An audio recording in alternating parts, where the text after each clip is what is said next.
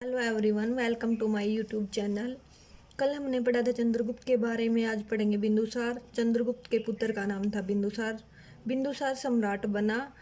ये हमें तारानाथ और जन अनुश्रुति के माध्यम से दिव्य वरदान और उत्तर पथ में बताया गया है कि इसने अपनी राजधानी को तक्षशिला को अपनी राजधानी बनाया था। और जो चाणक्य है, जो चंद्रगुप्त का प्रधानमंत्री था, वो बताया गया है कि तारानाथ और अनुश्रुति ने बताया गया है ये बिंदुसार का भी प्रधानमंत्री बना था। बिंदुसार ने तक्षशिला को अपनी राजधानी बनाया। तक्षशिला को अपनी राजधानी बनाने के बाद इसको पता चला भी इसमें बहुत सारे विद्रोह हो रहे हैं। विद्रोह को शांत करने के लिए बिंदुसार ने अपने पुत्र अशोक को भेजा। अशोक बिंदुसार के दरबार में जो है 500 सदस्यों की एक परिषद थी, यह मुख्य मानी जाती थी। इसका प्रधान था खलाटिक था। खलाटिक के बाद इसने राधा गुप्त को अपना प्रधानमंत्री बनाया। बिंदुसार के विदेशों के साथ बहुत अच्छे संबंध थे। सेल्यूकस के साथ, उसके जो उत्तराधिकारी हुए उनके साथ मैत्रीपूर्ण संबंध थे। यूनानी राजदूत, जिस प्रकार चंद्रगुप्त के काल में भी सेल्यूकस था, इस प्रकार बिंदुसार के काल में भी डायमेकस बिंदुसार के दरबार में था। पुराणों के अनुसार इसको भेजा गया था डायमेकस को। 24 वर्ष तक इस बिंदुसार ने शासन किया। बिंदुसार ने 24 वर्ष तक शासन किया था, ऐसा पुराणों में बताया गया है। मृत्यु तिथि के बारे में बताया जाता है कि ईसा पूर्व 272 ईस्वी में जो बिंदुसार है उसकी मृत्यु मानी जाती है। इसके बाद इसका पुत्र अशोक आता है। ये महान सम्राट है। इसके बारे में बताया जाता है कि जो तक्षशिला और उज्जैन का गवर्नर था, पहले अशोक सम्राट बनने से पहले तक्षशिला और उज्जैन का गवर्नर था।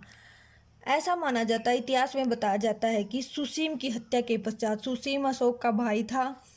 ऐसा कहा जाता है विभिन्न विद्वानों और इतिहासकारों के अनुसार भी अशोक ने अपने 99 भाइयों की हत्या करके गद्दी प्राप्त की थी। इसने जब शासन किया तो 4 वर्ष का समय लगा था इसके राज्यारोहण में। 4 वर्ष बाद इसने शासन किया। अशोक का विवाह हुआ देवी के साथ। श्रेष्ठी की पुत्री थी देवी। अशोक को एक पुत्र और एक पुत्री की प्राप्ति हुई। इसके पुत्र का नाम महेंद्र था और इसकी पुत्री का नाम संघमित्रा था। अशोक का धर्म, अशोक ने बौद्ध धर्म ग्रहण कर लिया था, ऐसा हमें मास्की अभिलेख से पता चलता है। मास्की अभिलेख में अशोक ने स्वयं को बुद्ध शाक्य की संज्ञा दी है। अशोक ने अपने धर्म प्रचार के लिए विभिन्न क्षेत्रों, विभिन्न स्थानों की यात्रा की। उसमें सबसे प्रसिद्ध है बोध गया, लुम्बिनी।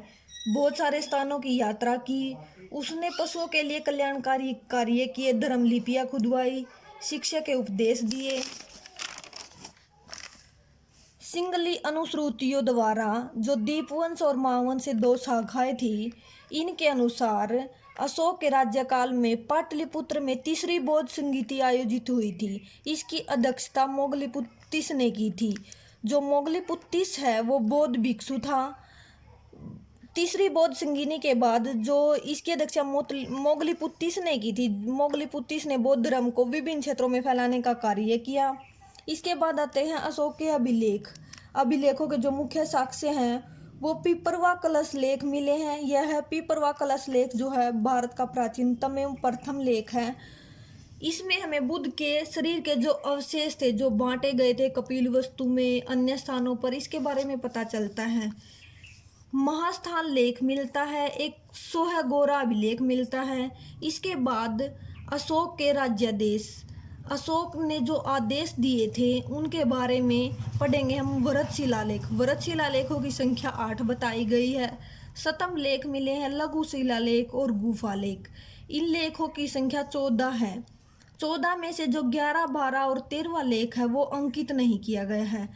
जो पृथक व्रत शिलालेख है उनकी संख्या भी 2 है और 2 ही स्थानों पर, दोली और जोगढ़ में, ये हमें मिले हैं। और जो दूसरा शिलालेख है उसमें अशोक ने कहा था कि जो समस्त प्रजा है वो मेरी संतान है, ऐसा अशोक ने कहा था।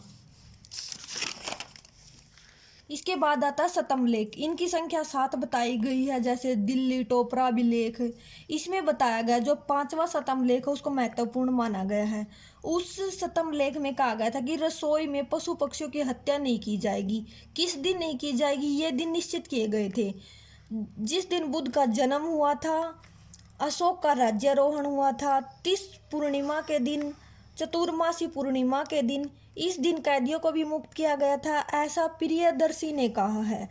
अशोक के बारे में हम अगली वीडियो में इसके शतमलेख शिलालेखों के बारे में अध्ययन करेंगे।